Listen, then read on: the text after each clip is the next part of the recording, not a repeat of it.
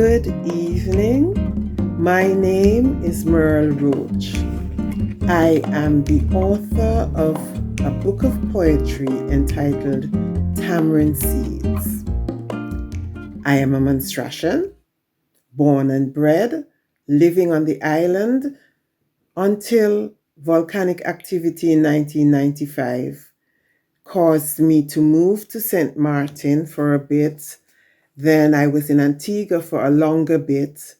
And now I'm here in the UK where I'm speaking to you from. I'm in the East Midlands in England, and I have been here since July 2002. I published my very first book of poetry, and it is my first, but it won't be my last, book of poetry, Tamarind Seeds, in November 2018. And the journey to get to the point of writing and publishing Tamarind Seeds has been a very full and very momentous one for me in terms of creativity. Let me share with you my journey so that you have a background to who I am as a creative.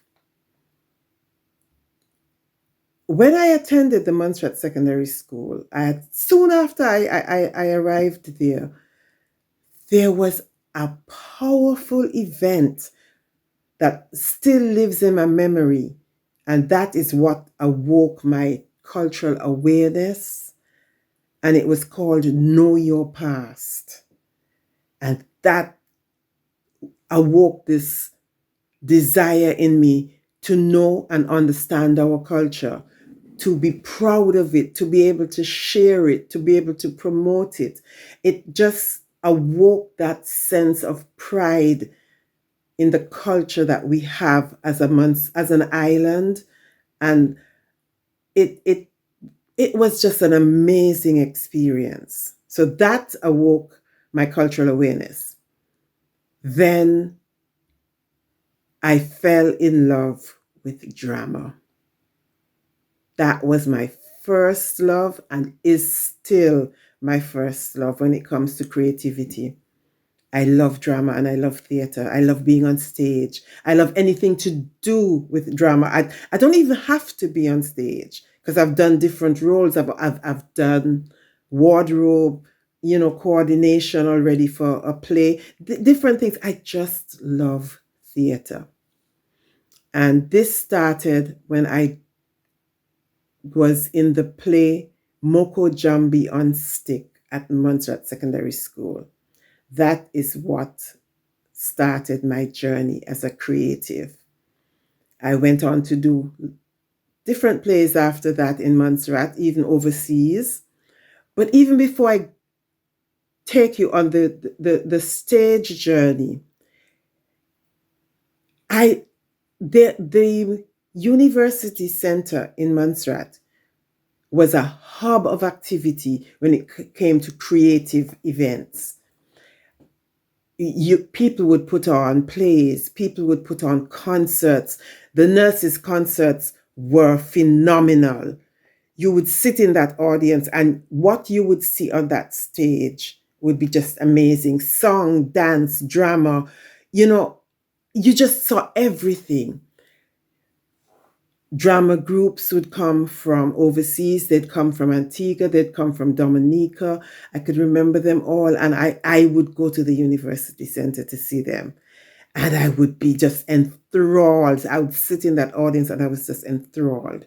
And I thought, yeah, this is my place to be in the audience and to enjoy it, even though I was longing to be up there.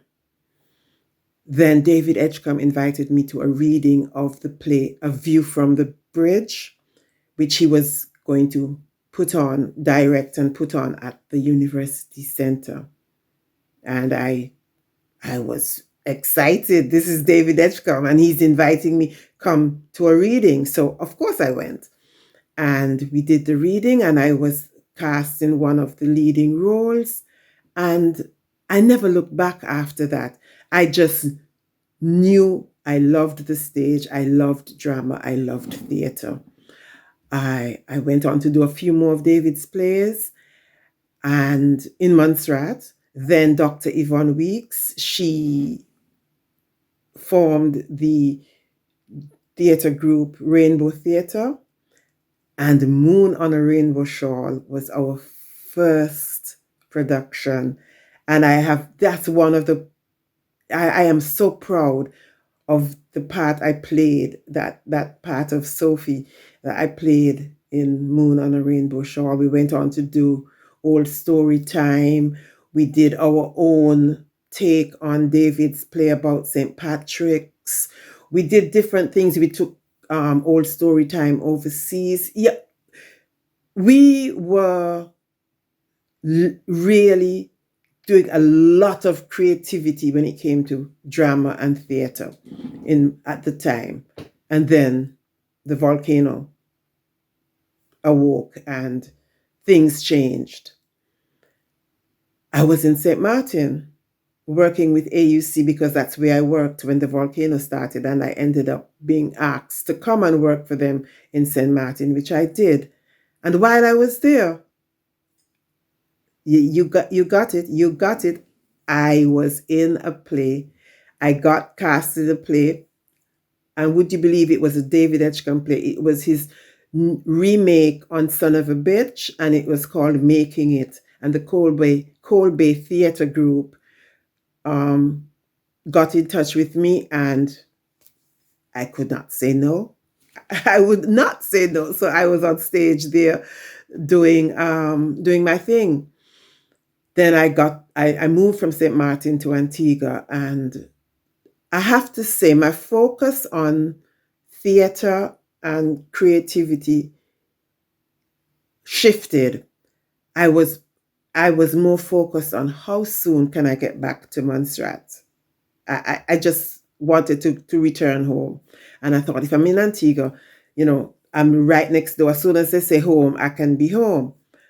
But as the years went by, I realized it wasn't going to be that easy. And I ended up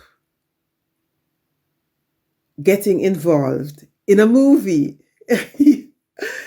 Hammer Films Antigua, one of the best professional, creative companies that I know when it comes to film in the Caribbean. They produced Sweetest Mango, and I went to see it. And I thought, oh my gosh, these people are amazing. The professionalism of the film, the movie, the writing, the plots, everything. And I was just, taken on a real high when I came out of seeing that movie. And I think it was about 2 or 3 years later. I'm not sure how long it was after, but then they started casting for No Seed. So I thought, I have no desire to be on film, but I am intrigued in what would happen in the making of a movie. So I went to the cast out calling and said I would love to be involved in any way I can in the background, so that I can get an idea and some experience in how movies are made. But somehow I walked out of that call out that afternoon, having been encouraged to read a part, but I still thought I really wanted. I've done the reading, but that's fine. I'm not movie material. I really want to get in the background. And a few weeks later, I was called and I was offered the part of Mary Carr. So I've done theater, I've done film. In between, I've dabbled in writing, when the University Center would run the St. Patrick's Creative Writing Competition. Every now and then I would submit something. I even had a poem, In Search of Ourselves, published in the publication called Hope, that was published by the University Center some years ago. That's the first time I ever had a poem published and saw my name in a book, and that was really nice. But still, I had no desire to go down that road of creative writing and actually writing a lot of poetry or anything like that. The other thing that is part of my creative journey is that it involves writing. People would, I want a drama for Queen Show, that kind of thing, or for teenage pageant or something. And I found I loved doing that. I would write up a scene and thing and that kind of thing, and people would, oh, that's brilliant, Myrle. Thank you so much. So I've always been doing little things, never really attaching a lot of value to them. So things I've written in the past, I have no idea where they are. I have no copies of them, you know. And this was before we had clouds that you could save, so many things on, and be able to go back to them, whenever you needed them. So I've written stuff, but at the time, I didn't really think about myself as a writer or an author. Came to the UK in 2002, and I must say, part of the reason that I started writing more then and taking it seriously was the distance from home, the yearning to be home. So, I would have these things bubbling up inside of me, and I'd jot them down and I'd write them down and that sort of thing. Still not thinking about even being published or anything like that. Then here in the East Midlands, I saw a call for people to attend a creative writing workshop. So I thought, go and do that. You're not getting into drama, but at least you can, express some creativity that way. So I went, and I think it was about 6 weeks long. It was once a week for 6 weeks, and at the end, an anthology was published, and two of my poems that I wrote during that creative writing workshop were published. And I began to think, maybe I can, but I still, didn't. I became involved in other things, namely the Northampton Carnival, which I'm one of the main organizers for and have been since 2005. And those kind of things took up more of my time. Then Dr. Gertrude Schott got in touch with me, and she said, I know you're writing. I have admired your writing. And, are you writing? And I thought, yes, I am, but not. She says, no, you should be doing more. And I thought, let me go and pull out, odd bits and pieces that I had. There were some saved on a laptop and that kind of thing. And I thought, I've got quite a few poems here. And I got back in touch with her, and I said, you're right. I should be writing some more. And then in 2017, I traveled with Alliouagana singers to Montserrat and ended up being their hostess and linking their concerts with my poetry at the time. And everybody was like, where is your book? Do you have a book that we can buy? And I thought, no, now, Myrle, now is the time. You've been, pussyfooting around for too long, and you need to take it seriously. Everybody is expecting that you already have a book, and you don't. So, Tamarind Seeds was born. And it's one of my ways, too, of keeping Montserrat alive in the UK, because what I've found is lots of I did book launches here in Wellingborough, where I live. I did in Leicester, Birmingham, London, and Monsterations came out. They supported me, and they bought the book, and people who bought it shared it with their children and grandchildren. And, it became something that the children and grandchildren would ask them, what is she talking about here? And that sort of thing. And it awoke some sort of interest and curiosity about Montserrat for those who had never been. And, this is definitely one of my ways of keeping Montserrat alive in the UK. I keep myself involved in other things, but as my personal contribution to keeping Montserrat alive, Tamarind Seeds is a tangible contribution that I think I've made to that. At the moment, we are approaching Christmas, and I've decided to do a nostalgia series, sort of from Tamarind Seeds. So I've done some Christmas cards with 4 different scenes that reflect the Caribbean and more specifically Montserrat. There is one that has the masquerades on the cover. There is another that has a glass of sorrel and a piece of tart. Now that's Monstration, but that's also Caribbean.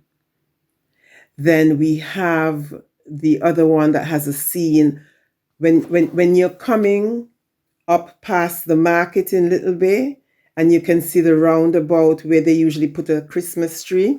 There's that one for people who can't go home this year. At least you'll have a card that reminds you of home. And the 4th one is, we've got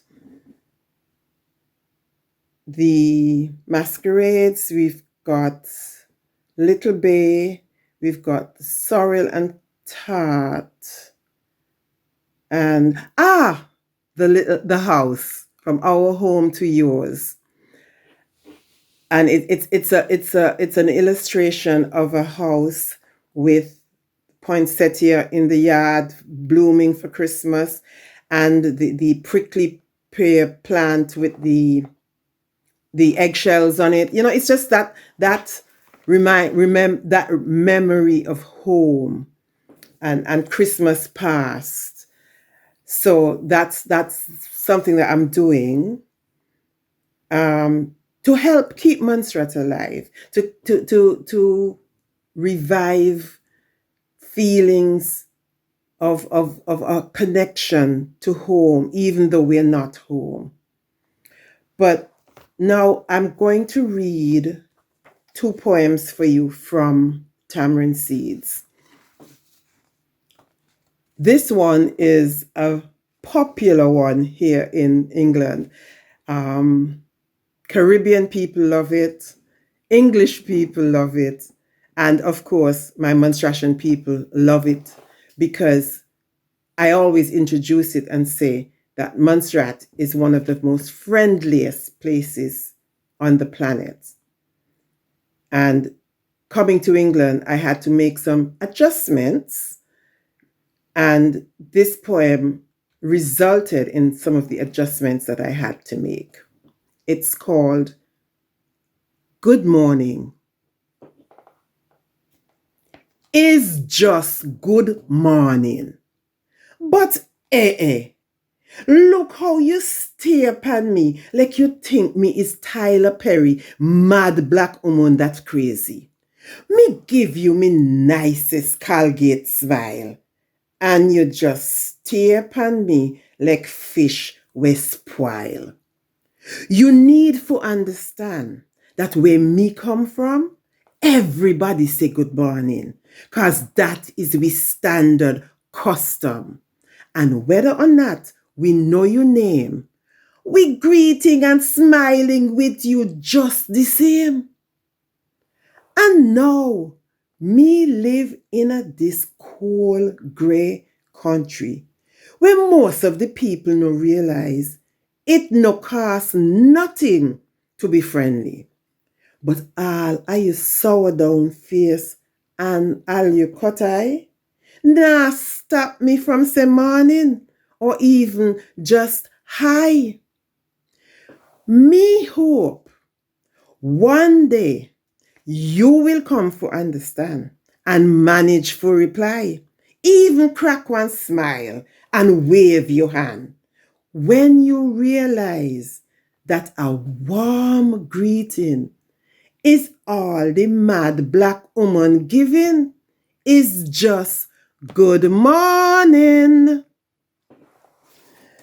So that was a little bit of home and the fact that we are a friendly people, a very, very friendly people. And it's hard to adjust into a world that people, just go on their way, focused on where they're going and nothing to do with people who are around them.